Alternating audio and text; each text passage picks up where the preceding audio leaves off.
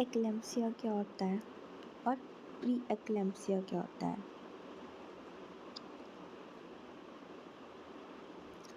Eclampsia का मतलब है कि जो ब्लड प्रेशर है ना वो बढ़ गया है। कब बढ़ा है? प्रेगनेंसी के दौरान। जब प्रेगनेंसी के दौरान ब्लड प्रेशर बढ़ जाता है तो उसे हम कहते हैं एक्लेम्पसिया और प्री एक्लेम्पसिया।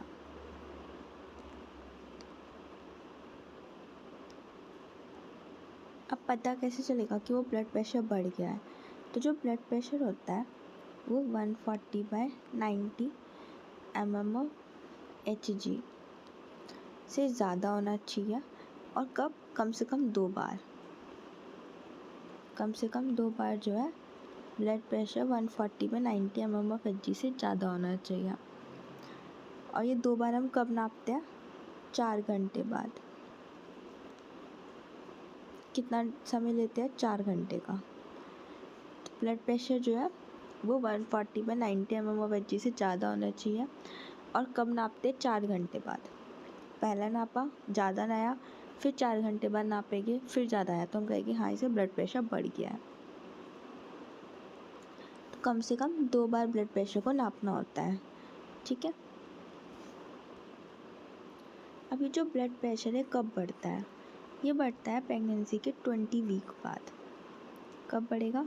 20 वीक के बाद। तो मतलब after 4 to 5 month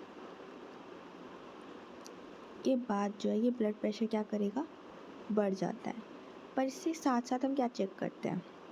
blood pressure के साथ अगर किसी का ब्लड प्रेशर बढ़ा हुआ है तो हम क्या चेक करेंगे? उसका यूरिन चेक करते हैं। यूरिन में क्या चेक करेंगे? प्रोटीन। तो यूरिन में हम प्रोटीन चेक करते हैं। तो इसमें क्या होता है? प्रोटीन भी बढ़ा हुआ होता है। यूरिन में प्रोटीन बढ़ जाता है। अब इससे क्या प्रॉब्लम हो सकती है? इससे प्रॉब्लम ये हो सकती है कि जो मदर है उसको सीजर्स भी आ सकते हैं। मदर को सीजर्स भी आ सकते हैं। और साथ ही साथ क्या होगा? सीजर्स आ सकते हैं और प्रेगनेंसी को भी टर्मिनेट करना पड़ सकता है।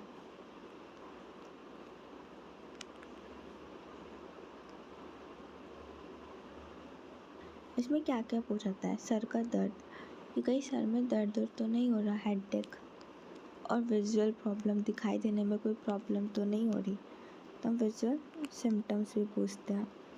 हेडेक भी देखते हैं, कहीं सर में दर्द तो नहीं हो रहा, कहीं दिखाई देने में कोई दिक्कत तो नहीं हो रही, और कहीं पेट में दर्द तो नहीं हो रहा, ठीक है। तो पूछते हैं एपिगैस्ट्रिक पेन, पेट में कहीं दर्द तो नहीं हो रहा। अब इससे प्रॉब्लम क्या होती है? देखो, अगर प्रेगनेंसी के दौरान ब्लड प्रेशर बढ़ जाता है, प्रेगनेंसी के दौरान अगर ब्लड प्रेशर बढ़ जाएगा तो क्या होगा? जो बच्चा होता है, फीटस, उस पर जो ब्लड की सप्लाई है वो कम हो जाती है। तो ब्लड क्या हो जाएगा? कम हो जाएगा। किसके पास? फीटस के पास। जिसके कारण फीटस की जो ग्रोथ हो जाएगी वो कम हो जाएगी, तो उसकी ग्रोथ कम हो सकती है, ठीक है। तो बीपी बढ़ने से बच्चे के पास ब्लड पहुंचना कम हो जाता है। अब इससे प्रॉब्लम क्या क्या होती है? देखो, अगर बीपी बढ़ेगा ना तो जो हमारी किडनी होती है उसमें भी ब्लड फ्लो जो होता है वो कम हो जाता है। तो किडनी में भी क्या होता है? जो ब्लड पहुंचता है वो कम पहुंचता है, ब्लड फ्लो कम हो जाता है, ठीक है। जिसकी वजह से क्या होता है? यूरिन जो होता है वो कम आता है, तो ओलिगोयूरिया होता है। ओलिगोयूरिया क्यों हो रहा है? क्योंकि यूरिन कम आ रहा है, तो उसका जो यूरिन आता है वो कम आता है, जिसका बीपी बढ़ा होता है। तो ये सब क्या है? डेंजर साइन, खतरनाक साइन। अब इससे और क्या हो सकता है? एडिमा भी हो सकता है।